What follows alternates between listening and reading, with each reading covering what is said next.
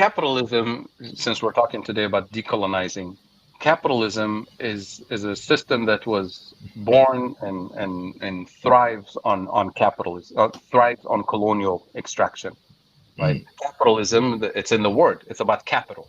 It's about capital accumulation, and capital accumulation works by extracting from workers, at the micro level within a particular industry or company. But on a global scale, what has capitalism done to us in the global south is extract, extract, extract, right? Of course, there are certain, features of capitalism that are so visible. Inequality, for example, the extraction, the accumulation of wealth in the hands of the few. We see this on a global scale in unsustainable ways, and we see this in our own countries domestically. We also have our own capitalists, right? So, as a system, what has it done for us? It created more inequality. It created the hierarchy that we're describing today. It reinforced the colonial roles that were imposed on the African continent. So, as a system, it hasn't delivered the liberation that we're seeking for our economies. So, just on those grounds, it means that we have to move beyond the basic tenets of capitalism. And when you think about the World Bank, the IMF, the World Trade Organization, right, all these are the global institutions that govern the current system. What have they done? With every loan, with every free trade agreement, they deeply reinforce the basic pillars of capitalism. So capitalism, you can think of it as four basic pillars. Number one is private property, and you have to create laws to protect private property and intellectual property, right? But of course, intellectual property only counts if it's been registered after capitalism was born. But indigenous knowledge can be stolen, right? A lot of it is pharmaceutical knowledge actually today that's been privatized. So that tells you about when capitalism was born for what purpose and when those laws apply and when they don't.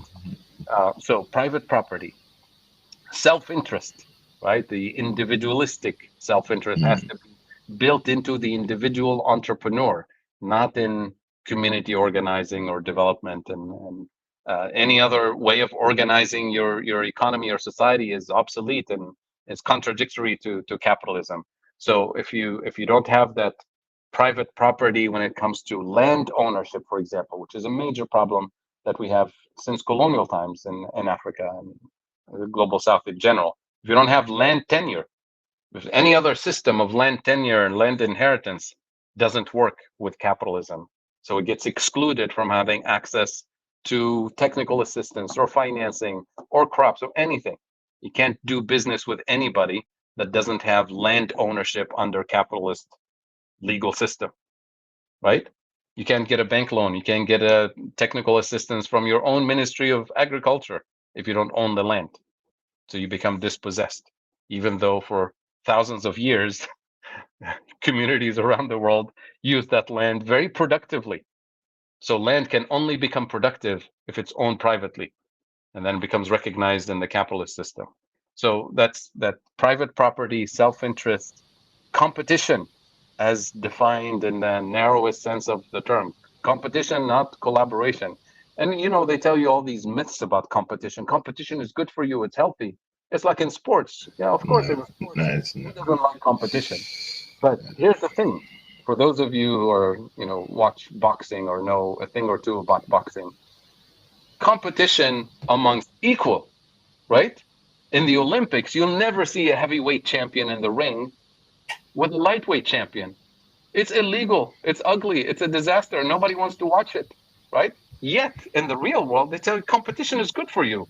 You take a heavyweight industrial country like the United States or Germany, competing, right, in free trade competition with a lightweight like Kenya or Malawi and say, this is free trade.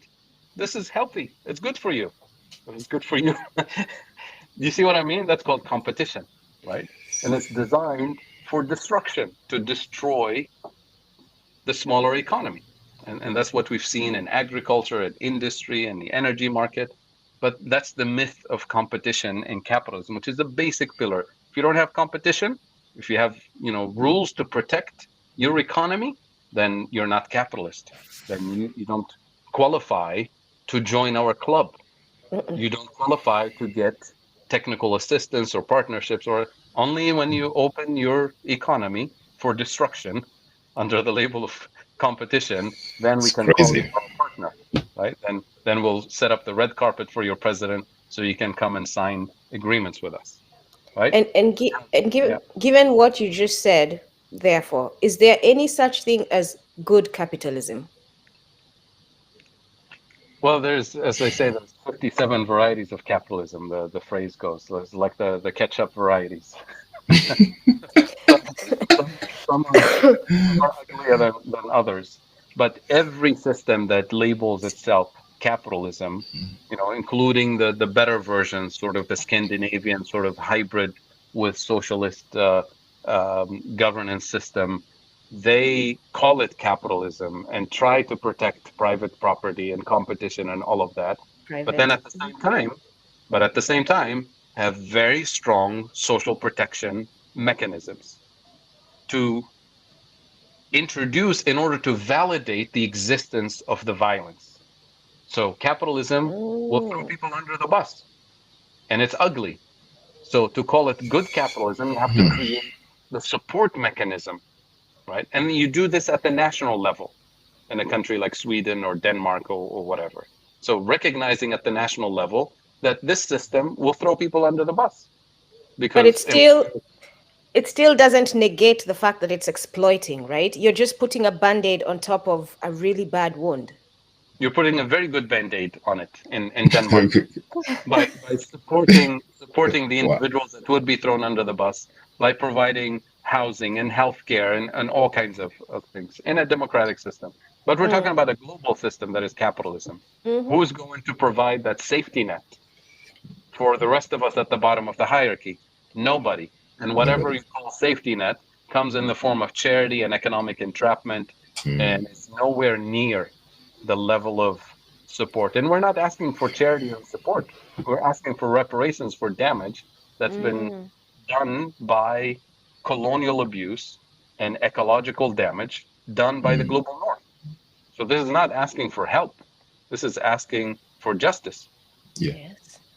So that's Obolongeza. why, I mean, this whole discussion about capitalism to me is sort of useless at the end of the day, Yeah. because you have to go to the foundation. What needs to be done is decolonizing, and capitalism is part and parcel of a colonial system.